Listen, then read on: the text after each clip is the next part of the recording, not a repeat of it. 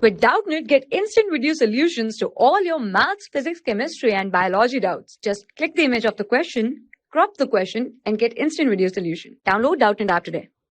In this question, we have to look at the given options and select the kind of cell which does not have a perforated cell wall. That is, there should not be openings or pores in the cell wall. So, if we look at the given options, tracheids and vessels, both these kinds of cells are found in the xylem tissue, whereas the companion cells and the sieve tubes, these cells are a part of phloem. As we all know, xylem and phloem are vascular tissues of the plant body.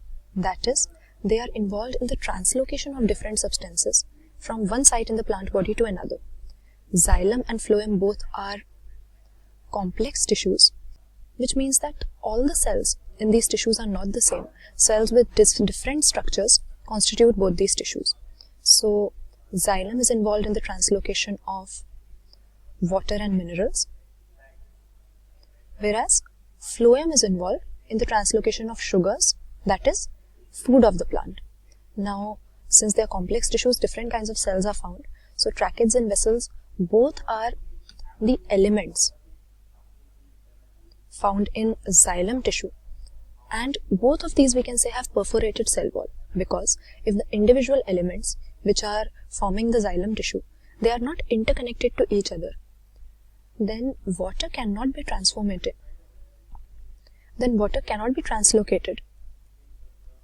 in the form of a continuous column. So we see that both tracheids and vessels are elongated elements constituting the xylem tissue, in which vessels we can say they are tubular type of elongated cells, and individual elements of the vessels are interconnected to each other with the help of their perforated cell walls, whereas in tracheids also we say they have thickenings, they have lignified cell wall, there is deposition of lignin which makes the cell wall thick, and their ends are tapering, but again, because they are elements of xylem and they have to carry water in the form of a continuous column, their end walls are perforated. So, in the case of xylem, both these tracheids and vessels have perforated walls. And when we come to phloem, in phloem we see that sieve tubes are the elements which help to form a continuous elongated tubular structure through which these sugars are going to be transported, and we see that they are longitudinally arranged. So if we look at the sieve tube elements, they are going to be longitudinally arranged in such a way that sieve plates are formed between two consecutive sieve tube elements, and thus they are interconnected with the help of these sieve plates or perforated walls. Now we see that because they have to have an empty lumen so that they can carry foods efficiently, they can carry sugars efficiently, that is why the protoplasm is not that well developed. The protoplasm is peripheral, that is found towards one corner of the cell, and in a mature sieve tube element, nucleus is also absent. Now, how can a living cell survive without nucleus? So what happens is that phloem has another element called the companion cell, which is connected to the sieve tube elements. So each sieve tube element has its companion cell with which it is closely associated, and the nucleus of this companion cell is going to look after the functions of the sieve tube.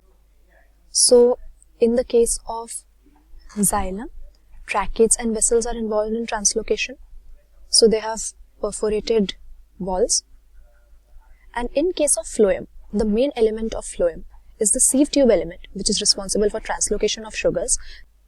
So they are longitudinally arranged and interconnected with one another with the help of sieve plates, that is the perforated end walls.